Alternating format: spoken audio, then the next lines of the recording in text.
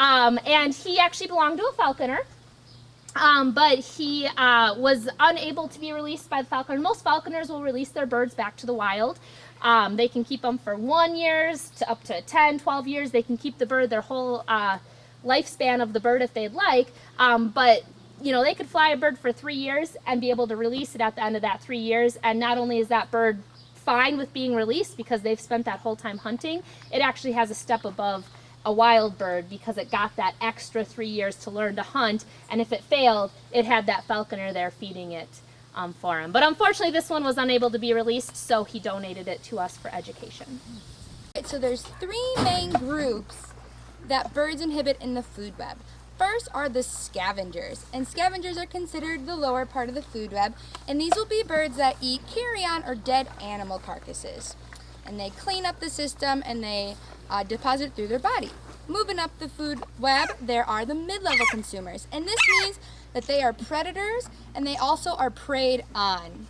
And then lastly, we have the top predators, and these guys are the top of the food web and they have no natural predators. All right, to go further into these groups, we actually have a scavenger here for you today. Does anybody know what it is?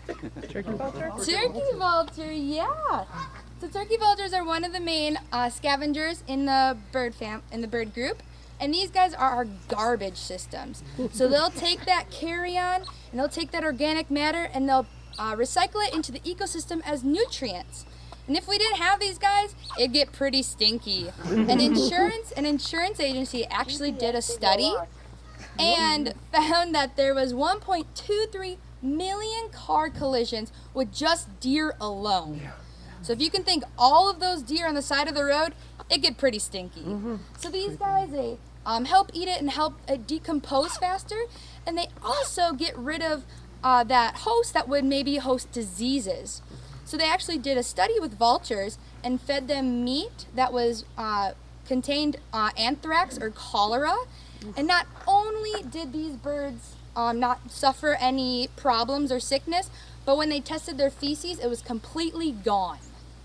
These guys are found right here in Wisconsin, and what you see on his bill is actually a pelican breeding crest. It's something that the males grow every spring to attract the females, and then as the summer wears on, it starts to bend over, and in just a couple of weeks that is actually going to fall right off. So the nicer breeding crest that they can grow, the more likely they are to attract a lady. This pouch that you can see can actually hold about 4 gallons of water. What I'm feeding him are just small little minnows that he gets as a treat to come out for tours. But in the wild, he could actually swallow very large fish and even ducklings and pigeons. So these guys are quite good at catching things with that beak of theirs. Well, there's a whole bunch of things in that sentence that's wrong. 1, golden eagles don't like bald eagles. 2, they don't eat fish. And 3, they're not here during the summertime. And most people have cabins and stuff on lakes where they're seeing a lot of these bald eagles. So there's a couple things you can learn right there. They're not here in the summertime. They don't like fish. They don't even like water. So you're never going to see them around a large body of water. They're a terrestrial hunting animal. So bald eagles have white in their wing pits as a first-year bird. Now golden eagles will have white, but it will never be in the wing pit. It'll be in the outer part of the wing. It will never extend to the wing pit. So if you're seeing a white wing pit, that's a bald eagle. That's a juvenile bald eagle. That's the easiest thing I can tell you guys to look for. If you're seeing a dark brown bird, look for that white. And it will be very white. It will look like they have lots of white coming out of their wing pit.